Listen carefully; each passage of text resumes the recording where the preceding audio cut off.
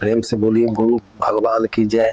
देवियों एवं सज्जनों, फिर अगले भाग में आपके सामने उपस्थित हो उस परम ज्ञान के साथ। तो लोग कहते हैं गुरु सच्चा मिले, गुरु सच्चा मिले, गुरु सच्चा मिले। ये सब लोगों का एक सोच है, लेकिन महापुरुषों ने बताया है कि गुरु सच्चा नहीं, सच्ची श्रद्धा होना चाहिए तो गुरु सच्चा मिल ही जाते हैं। और गुरु खुद मिलते हैं, ढूंढने से नहीं। ढूंढने से कोई ठग मिल जाएगा, गुरु नहीं। जब भगवान कृपा करते हैं तभी कोई गुरु मिलता है। अब गुरु स्वतः मिलते हैं, जैसे ध्रुव प्रहलाद के पास भगवान ने स्वयं व्यास जी को भेजा था गुरु बनाकर, वो लोग कहीं ढूंढने नहीं गए थे। तो अनादिकाल से यही परंपरा है, गुरु खुद आते हैं। जब भगवान कृपा करते हैं तो गुरु को भेजते हैं। इसलिए गुरु का रूप और भगवान का रूप एक ही होता है। इसीलिए सदगुरु प्रभु एक है, या में भेद न मान। भेद मान भव पड़े निर्वेदी निर्माण।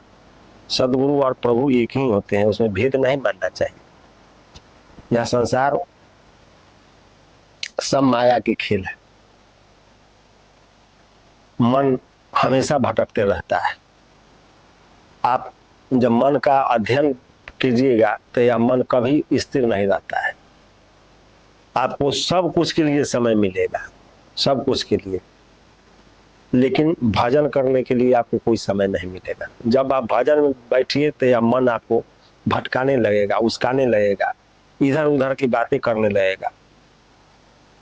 जब आप कोई महापुरुष के संगत में जाते हैं तो उनकी वाणी जब सुनते हैं तो सुन रहा है मन, फिर आपको वह समझाएगा कि सब तो ठीक है लेकिन काम भी जरूरी है, ये सब सुनने से काम नहीं चलेगा। फिर भटका दिया आपको, फिर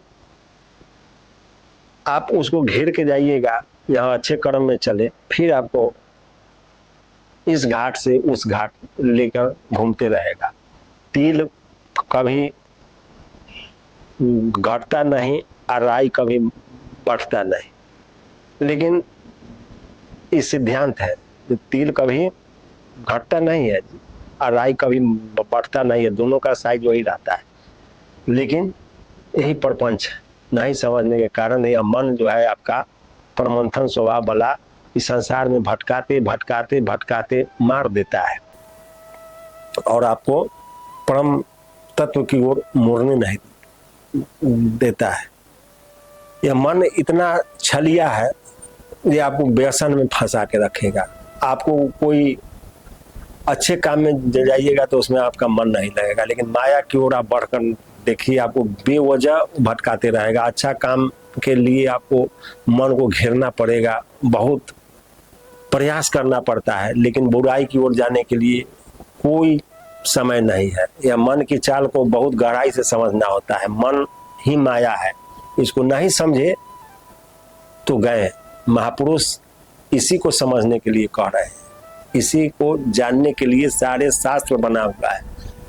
वेद पुराण जितने भी शास्त्र हैं और जो भी महापुरुष इस संसार में जो भी बता रहे हैं वो मन को ही पकड़ने का विज्ञान बता रहे हैं। यदि मन पकड़ा गया तो आप जीत गए। जिस क्षण मन के आपके हाथ में आ गया उस समय आप संसार से पार हो गए, इस संसार में जीत गए, नहीं तो आप गए।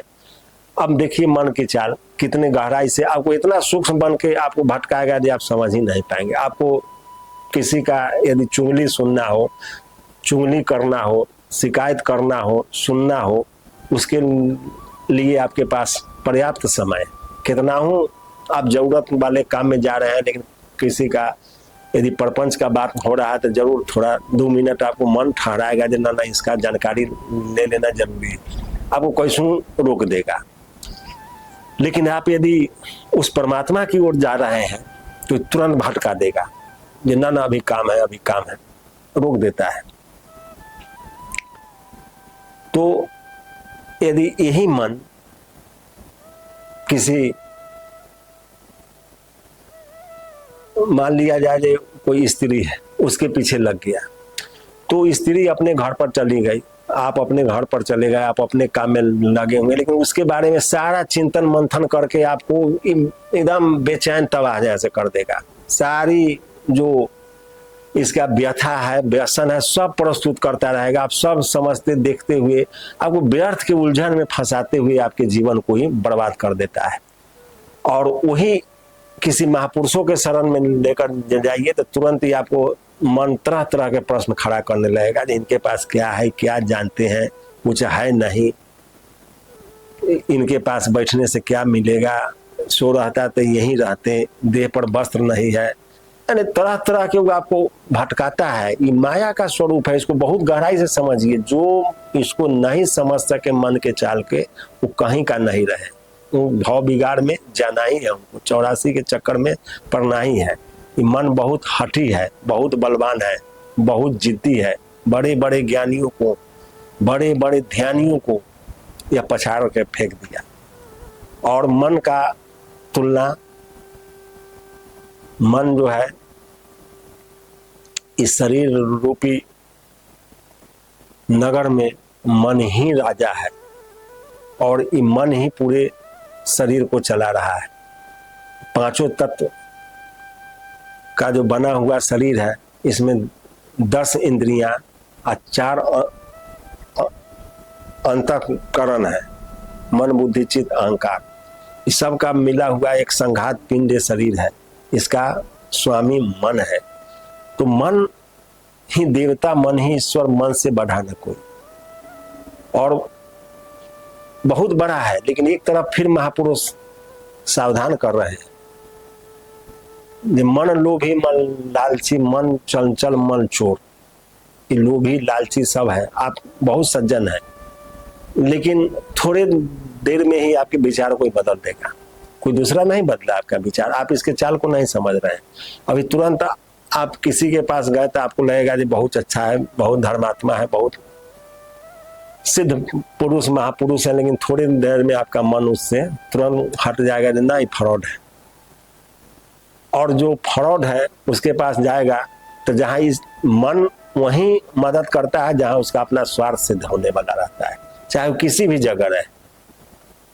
मन का तुलना मक्खी से किया गया है। तुरंत फूल पर बैठेगा, तुरंत बिस्टा पर, तुरंत थूक पर बैठ जाएगा, तुरंत दूध पर बैठेगा, तुरंत दही पर बैठ जाएगा।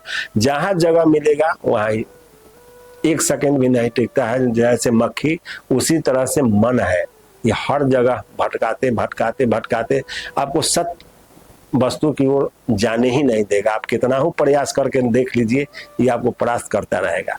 इसीलिए जीवन में महापुरुषों के ज्ञान की आवश्यकता होता है, गुरुओं की आवश्यकता इसीलिए है, उस मन को पकड़ने का विज्ञान जानने के लिए। अन्यथा सब लोग चतुर और चालाक ही हैं, लेकिन संभव नहीं है जब तक इस मन को आप नहीं बस में कर सकिए। भगवान तभी आपके पास आएंगे जब आपका मन बस में हो जाए, तो थोड़ा भी समय नहीं लगता है, थोड़ा सा भी नहीं। जब ही हो ही जीव मोहि सन्मुख। जिस समय मन वचन कर्म से चतुराई छोड़कर जीव जिस समय भगवान को पुकारता है, उसी समय भगवान प्रकट हो जाते हैं। लेकिन यह मन आपको उस जगह टिकने नहीं देता है, आपको अनेक शंकाएं पैदा करता रहेगा, एक के बाद एक, एक के बाद एक, एक के बाद एक उलझने आपके पास लाता रहेगा। ये केवल आप अपने मन की चाल को, आपके मन में उठने वाले सारे प्रश्न को आप एक रोज एक कॉपी के पन्ने पर लिख लीजिए और उसको फिर कल होकर पढ़ के देख लीजिए, आपको समझ में आ जाएगा कि मन क्या क्या कर रहा है। एक क्षण भी आपको नहीं अस्थिर रहने देता। अनेक योजनाएं हैं इसका, अनेक व्यर्थ की उलझन में भटकाए हुए हैं। उसमें से आप थोड़ा समय निकाल के चाहिएगा जब हम प्रभु का भजन करें, किसी गुरुजनों का सेवा करें, किसी महापुरुष के वाणी को सुने, वो नहीं सुनने देगा। और वही यदि कोई व्यर्थ की बातें हैं, उड़ती गिरती मरती घटनाएं हो, तो उसमें पूरा समय लगा देगा। पूरा दिन आप उसमें लगे रहिएगा, एक बार भी मन आपका नहीं हटेगा। लेकिन यदि ईश्वर की ओर इसको लगाया जाए तो तुरंत उचट जाता है और आपको तुरंत अस्थिर कर देगा। आपका मन ही उचट जाएगा, आप सोचिएगा कि नहीं अध्यात्म में मन न लगता है, तरह तरह के बात आपको खड़ा कर देगा। वही यदि कहीं व्यसन में फंसे हुए हैं तो वहाँ टाइम निकाल के आप बहुत महत्वपूर्ण काम छोड़ के वहाँ चल जाइएगा। यदि कोई गलत संगत में आप फंसे हुए हैं, कोई गलत चरित्र में आप फंसे हुए हैं, तो उसके लिए आपके मन के पास बहुत समय और बराबर आपको धा के पकड़ के हुआ लेके जाते रहेगा और बार बार जाते रहिएगा। इसीलिए महापुरुषों ने बताए हैं, जो मन भागे तो भागन दे, तन को राखो थीर। तन रहेगा थीर तो मन आएगा फिर। तो इसलिए मन को फिर से लाने के लिए आपको महापुरुषों के ज्ञान की आवश्यकता है, तभी आप उसको पकड़ सकते हैं, नहीं तो भटक जाइएगा। वो झूठ के भजन साधना में मन लगता है, झूठ मूठ के। जब आदमी बैठा हुआ है तो माला तो कर में फिरे, जीभ फिरे मुख माही, मनमा तो चहुं दिशी फिरे, ये तो सुमिरन नहीं। ये सुमिरन थोड़ा ही है। माला लेके यदि टाल रहे हैं तो समझ रहे हैं भजन कर रहे हैं, जीभ से मंत्र जप रहे हैं तो समझ रहे हैं भजन हो रहा है, भगवान की ओर लगे हुए हैं। लेकिन जिसको भजन करना चाहिए, जिसको चिंतन करना चाहिए, जिसको मनन करना चाहिए, वो चारों दिशा में भटक रहा है। मन आपका हवा में बातें कर रहा है, कहीं विषय वासना में फंसा हुआ है, कहीं विषय वासना का आनंद ले रहा है, किसी से घृणा कर रहा है, किसी से प्रेम कर रहा है, किसी से राग कर रहा है, किसी से द्वेष कर रहा है। अनेक प्रकार से उलझनों में फंसाए हुए आप व्यर्थ के बैठ के समय व्यतीत कर रहे हैं।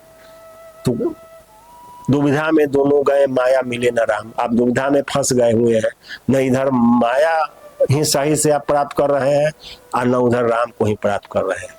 इसलिए इस मन के चाल को अच्छी प्रकार से समझिए, आपका कोई शत्रु नहीं है।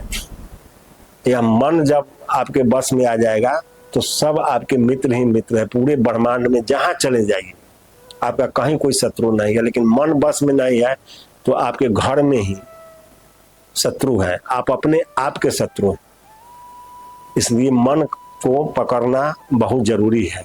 और सारे साधना, सारे अनर्थों का मूल मन ही है, और सारे साधनाओं का मूल भी मन ही है। सारे ऊंचाई तक पहुंचाने वाला यह मन ही है, सारे गहराई तक ले जाने वाला मन ही है। इसलिए फिर कभी मन के बारे में विस्तार से बताएंगे, मन का क्या क्या भाग है, इसको कैसे कैसे पकड़ा जाता है, और ये कैसे जब पकड़ में आएगा तो आपको कहां से कहां तक पहुंचा देगा, और ये पकड़ में नहीं है तो आपको कहां से कहां लेकर जा रहा है। ये सब राज और रहस्य से हम आपको आगे बताएंगे, इससे पर्दा उठाएंगे। मन की चाल को अच्छे से समझना चाहिए। सब का मूल मन ही है। समस्त अनर्थों और समस्त कल्याणों का जड़ मन है। इसलिए फिर अगले भाग में हम आपको बताएंगे। जय गुरुदेव।